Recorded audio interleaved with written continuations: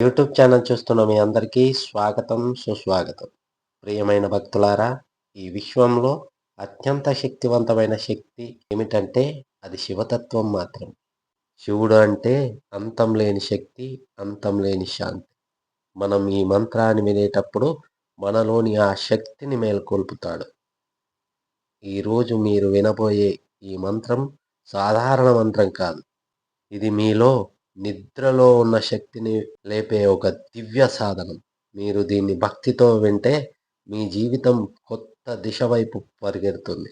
మీ జీవితంలో వచ్చే సమస్యలు, భయాలు, అనారోగ్యాలు అనేటివి వస్తూ ఉంటాయి, పోతుంటాయి. కానీ మీలోని శక్తిని శాశ్వతంగా మీతో ఉండి ఆ శక్తిని బయటకు తీసుకురావడానికి ఈ శివమంత్రం సహాయం చేస్తుంది. మీరు ప్రశాంతమైన ప్రదేశంలో కూర్చొని కళ్ళు మూసుకొని దీర్ఘ శ్వాస తీసుకొని మెల్లిగా మనస్సులో శివరూపాన్ని ఊహించుకుంటూ ఈ మంత్ర సాధన చేయండి. ఈ మంత్ర సాధన చేస్తే మీ చుట్టూ ఒక పవర్ఫుల్ ఎనర్జీ ఫీల్ కనిపిస్తుంది. ఎవరైనా మీకు హాని చేయాలని ప్రయత్నించినా అది మీ దరికి రాదు. మీరు రోజు ఈ మంత్రాన్ని వినడం లేదా పఠించడం ద్వారా మీ జీవితంలో గొప్ప మార్పును గమనిస్తారు. మీలో ఆలోచనలు క్లియర్‌గా అర్థమవుతుంటాయి. మీ నిర్ణయాలు బలంగా మారతాయి. మీరు ఏ పని చేసినా అందులో విజయం లభిస్తుంది. అంతటి శక్తివంతమైన ఈ శివశక్తి మంత్రాన్ని ప్రతిరోజు వినండి, పఠించండి. పరమేశ్వరుడి యొక్క దివ్య అనుగ్రహానికి పాత్రులు. భక్తులారా, ఈ మంత్రం వినేటప్పుడు మీరు పూర్తిగా ధ్యానంలో మునిగిపోండి. బయటి ప్రపంచాన్ని మర్చిపోండి. మీరు మరియు శివుడు మాత్రమే ఉన్నారని భావించండి. అప్పుడు ఈ మంత్రం యొక్క శక్తి మీ చుట్టూ ప్రసరిస్తూ మిమ్మల్ని ఎల్లప్పుడూ కాపాడుతూ ఉంటుంది. మంత్రం: ఓం హ్రీం నమః శివాయ, హ్రీం ఓం రుద్రాయ నమః, శివాయ నమః, ఓం శక్తి స్వరూపాయ మహాదేవాయ నమః.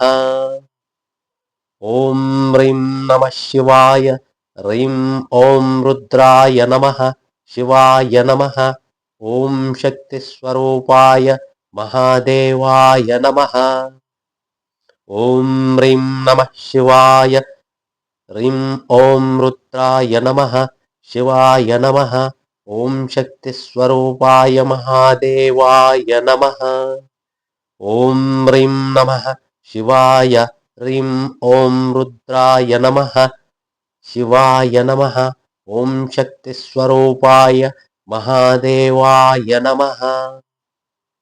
ఓం హ్రీం నమః శివాయ, హ్రీం ఓం రుద్రాయ నమః, శివాయ నమః, ఓం శక్తి స్వరూపాయ మహాదేవాయ నమః. ఓం హ్రీం నమః శివాయ, హ్రీం ఓం రుద్రాయ నమః, శివాయ నమః, ఓం శక్తి స్వరూపాయ మహాదేవాయ నమః. ఓం హ్రీం నమః శివాయ, హ్రీం ఓం రుద్రాయ నమః, శివాయ నమః, ఓం శక్తి స్వరూపాయ మహాదేవాయ నమః. ఓం హ్రీం నమః శివాయ, హ్రీం ఓం రుద్రాయ నమః, శివాయ నమః, ఓం శక్తి స్వరూపాయ మహాదేవాయ నమః. ఓం హ్రీం నమః శివాయ, హ్రీం ఓం రుద్రాయ నమః, శివాయ నమః, ఓం శక్తి స్వరూపాయ మహాదేవాయ నమః. ఓం హ్రీం నమః శివాయ, హ్రీం ఓం రుద్రాయ నమః, శివాయ నమః, ఓం శక్తి స్వరూపాయ మహాదేవాయ నమః. ఓం హ్రీం నమః శివాయ, హ్రీం ఓం రుద్రాయ నమః, శివాయ నమః, ఓం శక్తి స్వరూపాయ మహాదేవాయ నమః. ఓం హ్రీం నమః శివాయ, హ్రీం ఓం రుద్రాయ నమః, శివాయ నమః, ఓం శక్తి స్వరూపాయ మహాదేవాయ నమః. ఓం హ్రీం నమః శివాయ, హ్రీం ఓం రుద్రాయ నమః, శివాయ నమః, ఓం శక్తి స్వరూపాయ మహాదేవాయ నమః. ఓం హ్రీం నమః శివాయ. హ్రీం ఓం రుద్రాయ నమః. శివాయ నమః. ఓం శక్తి స్వరూపాయ మహాదేవాయ నమః. ఓం హ్రీం నమః శివాయ. హ్రీం ఓం రుద్రాయ నమః. శివాయ నమః. ఓం శక్తి స్వరూపాయ మహాదేవాయ నమః. ఓం హ్రీం నమః శివాయ. హ్రీం ఓం రుద్రాయ నమః. శివాయ నమః. ఓం శక్తి స్వరూపాయ మహాదేవాయ నమః. ఓం హ్రీం నమః శివాయ. హ్రీం ఓం రుద్రాయ నమః. శివాయ నమః. ఓం శక్తి స్వరూపాయ మహాదేవాయ నమః. ఓం హ్రీం నమః శివాయ. హ్రీం ఓం రుద్రాయ నమః. శివాయ నమః. ఓం శక్తి స్వరూపాయ మహాదేవాయ నమః. ఓం హ్రీం నమః శివాయ. హ్రీం ఓం రుద్రాయ నమః. శివాయ నమః. ఓం శక్తి స్వరూపాయ మహాదేవాయ నమః. ఓం హ్రీం నమః శివాయ. హ్రీం ఓం రుద్రాయ నమః. శివాయ నమః. ఓం శక్తి స్వరూపాయ మహాదేవాయ నమః.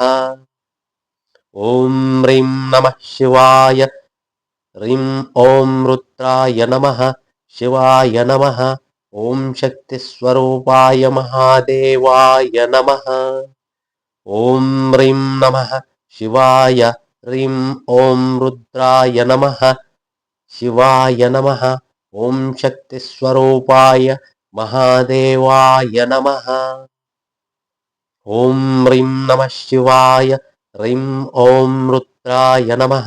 శివాయ నమః. ఓం శక్తి స్వరూపాయ మహాదేవాయ నమః.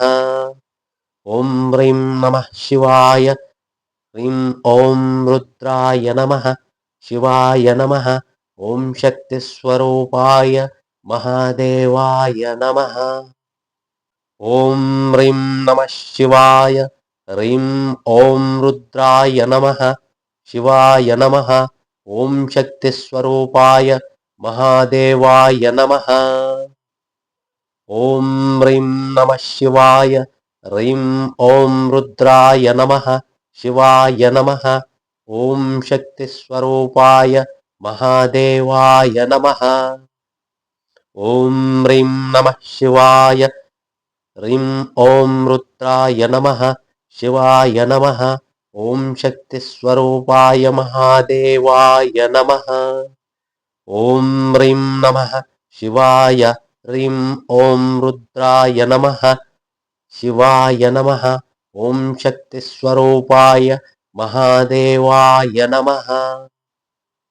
ఓం హ్రీం నమః శివాయ. హ్రీం ఓం రుద్రాయ నమః. శివాయ నమః. ఓం శక్తి స్వరూపాయ మహాదేవాయ నమః. ఓం హ్రీం నమః శివాయ. హ్రీం ఓం రుద్రాయ నమః. శివాయ నమః. ఓం శక్తి స్వరూపాయ మహాదేవాయ